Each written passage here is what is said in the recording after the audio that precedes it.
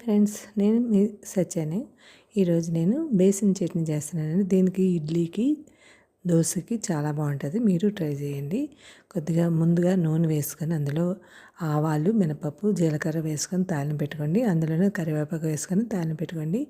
అలాగే ఒక ఉల్లిపాయ కోసుకొని చిన్న ముక్కల్లా కోసుకొని వేయించేసుకోండి. ఆ నూనెలో అలా వేయించేసుకొని అందులో టేస్ట్కి తగ్గ ఉప్పు వేసుకొని నీళ్లు 2 గ్లాసులు వేసుకొని అది మరుగుతున్నప్పుడే కొద్దిగా మసాలా పొడి వేసుకోండి. మసాలా పొడి వేసుకున్నాక మనం చిన్న గిన్నెలోకి బేసిన్ అంటే శనగపిండి తీసుకొని కొద్దిగా నీళ్ళు వేసుకొని బజ్జీ పిండిలా కలుపుకోండి. అది కొద్దిగా అలా బ్యాటర్ కలుపుకొని అందులో వేసుకోండి. అది ఉడుకుతూ ఉంటుంది. ఉడికేటప్పుడు మనకి చట్నీకి అంటే పలుచగా కావాలంటే పలుచగా చేసుకోవచ్చు, చిక్కగా కావాలంటే చిక్కగా చేసుకోండి. మాకైతే కొద్దిగా పలుచగా, ఇడ్లీకి అయితే పలుచగా ఉంటేనే బాగుంటుంది. అదే దోశకి అయితే కొద్దిగా చిక్కగా ఉంటే బాగుంటుంది.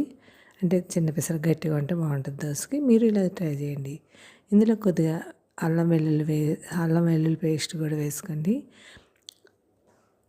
లేకపోతే ఉట్టి వెల్లుల్లిపాయ అన్న చెదకొట్టి వేసుకోవచ్చు, మీ ఆప్షను. రెండోది మనకి కావాలంటే ఇందులో మ్యాంగో పౌడర్ కూడా వేసుకోండి.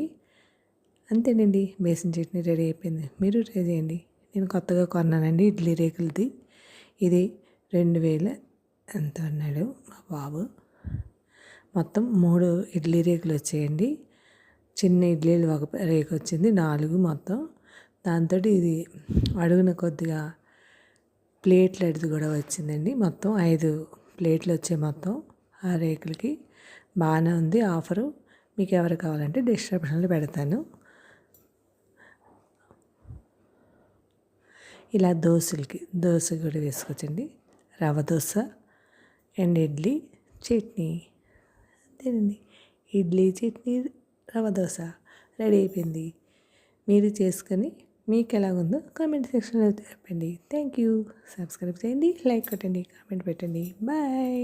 Thank you.